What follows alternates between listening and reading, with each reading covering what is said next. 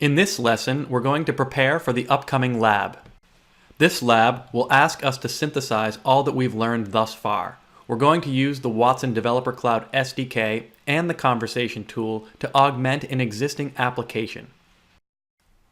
In this module, we'll demonstrate the app that you'll build. We'll also show you how to set up the lab source code and how to navigate the project. Okay, so let's take a look at the app we're going to build. So right now I have the demonstration app running on my local machine. And you don't have to worry about getting this set up just yet. We're going to walk you through that entire process. But let's go ahead and see what this app does. So I'm prompted with, what national park are you interested in learning about? So we could ask something like, what parks can you tell me about? So Watson responds with a list of parks that we know about. So let's go ahead and ask about one. I'd like to know more about Zion. Okay, so it tells me a bit about Zion, so that's pretty neat. So now let's try something like, what types of animals live there? And here we see the various animals that live in Zion. And we could say, can you tell me about the plant life there? And here we see some of the plant life that lives in Zion. Okay, so that is the app that you're going to build. Much of this source code has already been written. However, there are a number of gaps that you will need to implement. So let's go ahead and get set up with the source code. Okay, let's go ahead and set up our project. The first thing we're going to do is clone the Git repo. And we'll use the branch project skeleton, and this contains the skeleton code with the gaps in it, and those gaps are what you will be filling in, and the GitHub repo URL.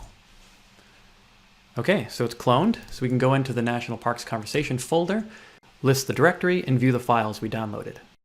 So from this project directory, we'll type npm install, and this will go ahead and fetch all of the dependencies for our server that are defined in the package.json file. And this includes the Watson Developer Cloud module. Next, we'll cd into the client directory, and we'll do the same here, and this is going to install all of the client dependencies. We're just about ready to run the code, but first we need to configure the server to use our Watson Conversation service credentials and workspace ID. So, if we go up one directory to the server, there's a .env sample file. We'll need to rename this to .env. Okay, let's open our editor and open this file. And you'll see that there are a number of environment variables that we need to set. Specifically, we need to set the Watson Conversation username, password, and workspace ID.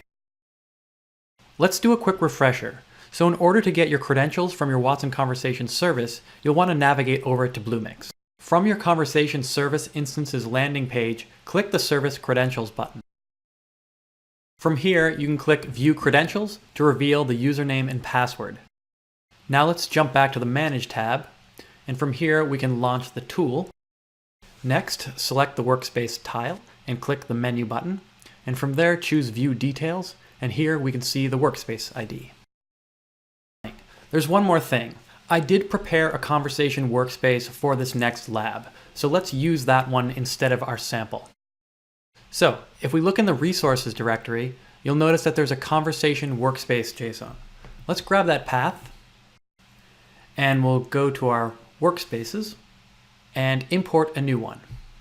So I'm just going to choose a file, and I will reuse the path, and we will import conversation workspace.json.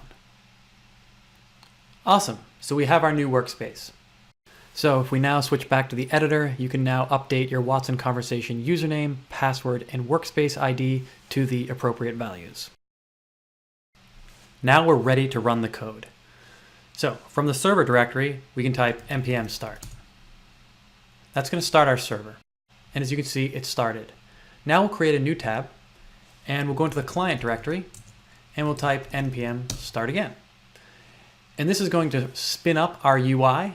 It'll launch our browser, and it'll proxy to our server backend. Okay, now that the app is up and running, we can go ahead and interact with it. Now remember, we're using the conversation and the source code that we got from GitHub. This is the code on the project skeleton branch. It's the foundation for your next lab. It's not fully implemented because you haven't done the next lab, so it's not going to work fully, but let's give it a try. We're prompted with, what national park are you interested in learning about? Let's go ahead and ask, what parks do you know about?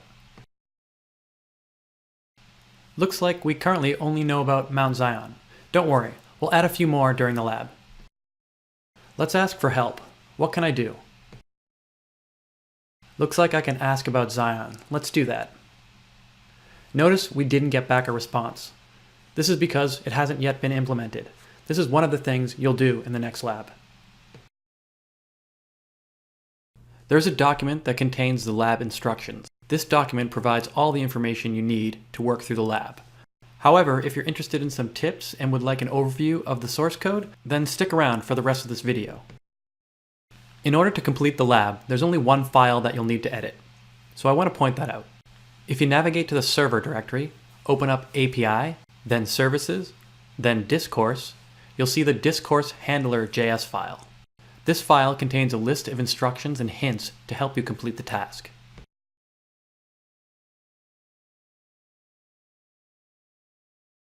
As we explained before, the project is broken up into two major components, the server and the client.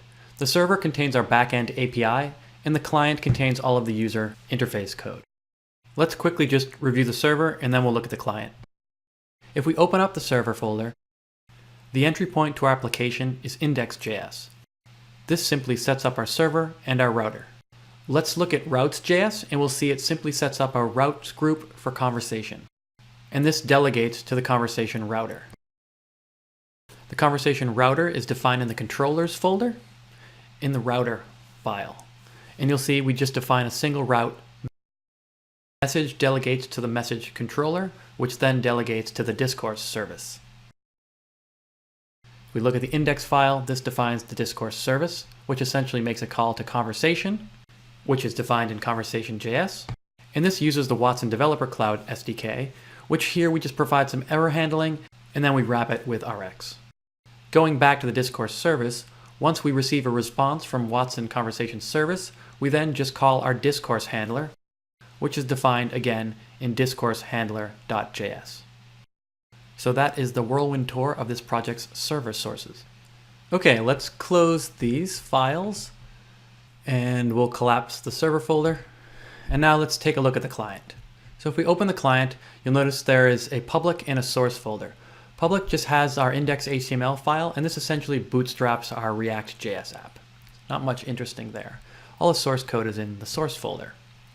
And here we have containers, services, and components. In terms of services, we have a service that interacts with our conversation service. And you'll notice we do a little bit of work here to ensure we always pass the context with every request. So each time a response comes back, we set the response context to the most recent context, and we do that centrally here in this conversation service. And this assures callers that the most recent context object returned by the conversation response is always sent with the next request.